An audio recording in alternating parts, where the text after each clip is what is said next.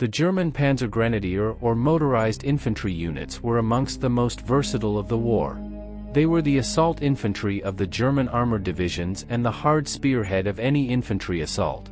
They were noted for their speed, mobility, and great firepower.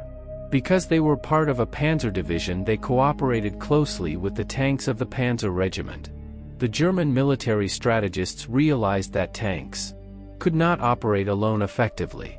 Despite anti-infantry weaponry, usually machine guns, a tank was always vulnerable to small groups or even lone infantrymen if they were determined enough. This vulnerability was increased if the infantry had access to decent anti-tank guns or devices, but even poorly equipped foot soldiers could prove a real danger if they had the requisite courage. Finnish tank-killing infantry destroyed about 1,600 Soviet tanks during the Winter War, mostly using Molotov cocktails or even petrol-filled vodka bottles. Tanks proved particularly at risk in broken terrain, such as forests and urban areas, and the Finns exploited this.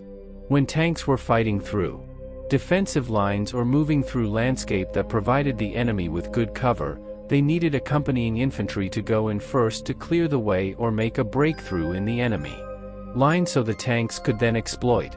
Thus the Panzer Grenadier might very often have to fight like a conventional infantryman. Conversely, in a fast-moving advance that usually characterized German blitzkrieg tactics, he might find himself carried by a half-track, lorry or motorcycle, or in extreme circumstances, hanging from the tank itself, ready to dismount and engage anything that slowed the tank. Whenever tanks bypassed points or pockets of stiff enemy resistance, it was the job of the Panzer Grenadier to clear up these pockets.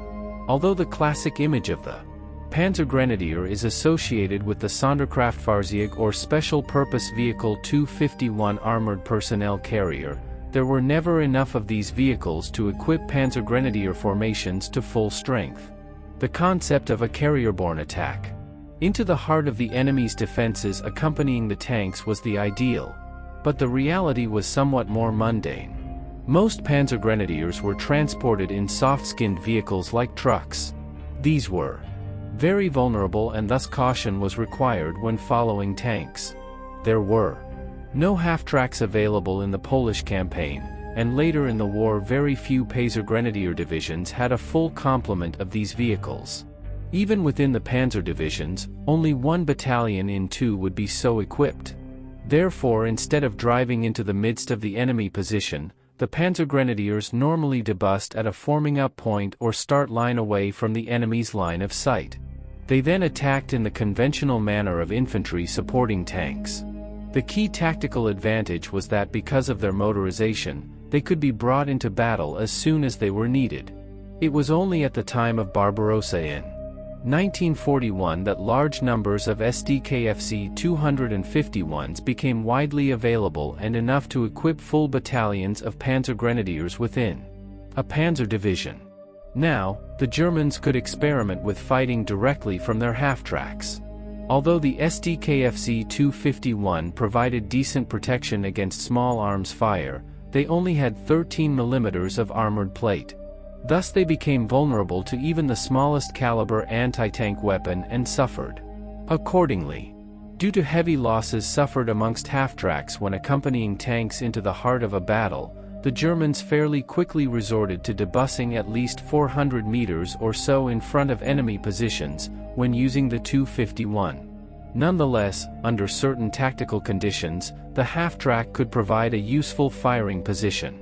At the lowest level, the basic Panzer Grenadier unit was the squad, usually about 12 men mounted in a half-track or a truck. The squad was led by a squad leader, usually a junior NCO, who was armed with a machine pistol and was responsible for the squad to the platoon commander. On the move, he also commanded the vehicle and fired the vehicle-mounted machine gun, usually an MG-34. His rifle-armed assistant was normally a lance corporal and could lead the half squad if it was divided. The squad contained 2 light machine gun teams, each of 2 men, for rifle-armed infantrymen and the driver and co-driver. The driver was also responsible for the care of the vehicle and expected to remain with the transport. A Panzer Grenadier platoon was made up of 3 squads, with the Platoon HQ in a separate vehicle. The HQ troop consisted of a platoon commander, usually a junior officer but sometimes a sergeant, a driver, a radio operator, 2 runners, a medic and usually some form of anti-tank gun. When the squad was transported by a half-track, the vehicle was mounted from the rear. The deputy squad leader was responsible for closing the door, thus he would sit towards the rear of the vehicle and the squad leader would sit at the front. These vehicles were open-topped, and on the move it was usual for one man to scan the skies constantly for aircraft, whilst others kept a watch on both sides of the vehicle. When a platoon was driving together, close order, for the convoy was usually 10 meters apart in column or even abreast in open country. In combat, however, the gaps were extended to beyond 50 meters, and ragged lines or checkered formations were used. If the whole battalion was deployed, the preferred formation was often an arrowhead. On the whole, troop-carrying vehicles rarely averaged more than 30 km/h road speed. Even under ideal conditions, a panzer division was not expected to advance more than 20 km in a day. The Sd.Kfz 251 drivers were prepared to simply ignore or drive through small arms fire, but the presence of enemy artillery or anti-tank guns usually saw them seek cover. The squad's machine gunners might well engage targets on the move, as could the rest of the squad if necessary from the sides. Often when advancing, the Sd.Kfz 251s could utilize a motorized version of fire and movement, advancing, stopping and firing to cover other half-tracks. A halted half-track provided a good firing position but was vulnerable. As a result, it was not recommended to stop for more than 20 seconds in hostile terrain. The normal dismounting procedure was via the rear of the vehicle. However, in emergencies, the squad might well jump over the side as well as out of the back. This was often performed on the move at slow speeds. Once dismounted, the Panzer Grenadiers fought as normal infantry. Improvements in Soviet anti-tank defenses as the war advanced meant that the Panzer Grenadiers often had to precede the tanks, or a mixed force of tanks and soldiers might move forward to clear enemy defenses.